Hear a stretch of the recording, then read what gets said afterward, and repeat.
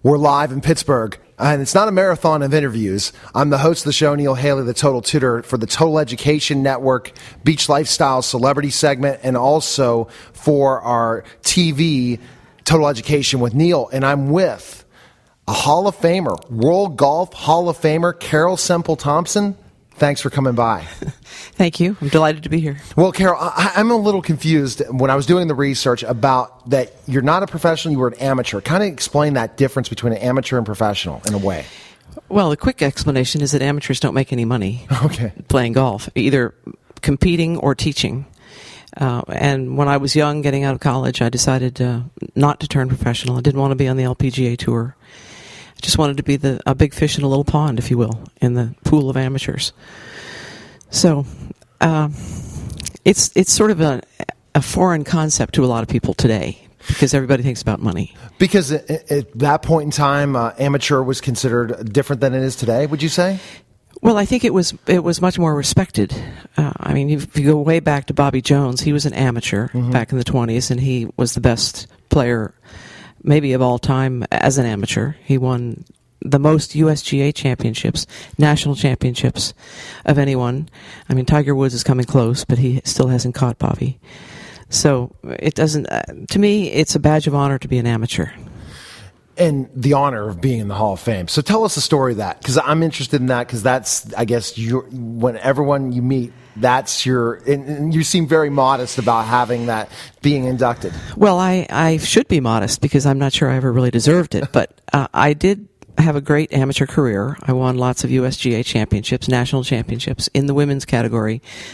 First the women's amateur, which is for all ages, and then for the mid-amateur, which is 25 and older, and then the senior, 50 and older. So I've won a total of 7 national championships. Okay. And then I also was in the administrative end of things. I was on the executive committee of the USGA, and I've played on national teams. I've represented the United States on 17 different teams. So I think it was sort of a longevity thing that even though I never turned professional, never won a lot of money, I was a good player. I hope to be still a good player, but and I was also involved in a lot of aspects of the game. So when you were an amateur, did you have a full-time job during that time? I did for a while. I was a banker. I sold real estate, and then I was a banker in investment bonds or credit municipal bonds. And then when I married my husband, I worked for a few more years, and then I decided that I would like to play amateur golf, so he allowed me to quit. So he supported me for these many years. And so you must love the game. Of course, I love the game. I come by it naturally, though. My parents were both very good players, both very good amateur players, both involved with the United States Golf Association in the administrative end of things. So it was sort of a natural for me. When I think about specifically this tournament in general, getting to meet all these athletes, it must be really cool. Oh, it's so cool. The gala yesterday, it was unbelievable meeting my childhood heroes there. Floyd Little, Elsie Greenwood. I mean, it was just unbelievable. And today, the people I'm going to get to meet and interview, it's unbelievable. It's really cool in that. Andy Russell is absolutely the best. He gathers people from all over. He's had this tournament for 37 years, as we know, and has raised an amazing amount of money for charity. He does so much for so many people. He gives back to charities everywhere. So I admire him tremendously, and it is fun to be. I've gotten to know a lot of the Steelers through Andy, like Mike Wagner, LC. Yeah. LC is a great guy. Had so many physical problems, but those Steelers who have stayed around Pittsburgh and keep giving back to the city, it's just great. What I consider when you think of Pittsburgh, you think of the Steelers, and to be part of around these guys, and to just know. I mean, 4 Super Bowls. I remember all of it because that's in my childhood. So it's just unbelievable. And I think that one other thing that I'm sure you like is you're one of the real golfers in the tournament as a celebrity because you were, again, the amateur and Hall of Famer. So you're going to give pointers to the other golfers at the... Oh, I hope not. You hope not? Or No. you hope you have a good team that you can win, right? Well, I hope we have a compatible team, which I know we will. We'll have a great time. I'm just out there to have fun. They're not looking to me for pointers. But I'm sure you have some, right? Well, I could make a few comments, but I think I might refrain. Well, anytime I have a Hall of Famer, you say, well, what to do here? And I had to scramble because I could have golfed in it, and I'm just not played in 10, 11 years. And Mary Amons, who's part of our Beach Lifestyle team, said, no, Neil, don't embarrass yourself. So, I mean, I'm a pretty big guy. I can drive the ball far, but if I maybe I won't be able to hit it off the tee. So that's a good thing. Well, I think a lot of the Steelers or a lot of the athletes here are not very good golfers. So they're big guys, and they can hit it a mile, but they never know where it's going. So you'd fit right in. Well, maybe next year. I'll have to start getting some pointers and certain things like that. What would you say was your greatest moment next to being inducted in the Hall of Fame as a golfer? Which event would you say? Winning which one? Probably my first national championship, which was the U.S. Women's Amateur.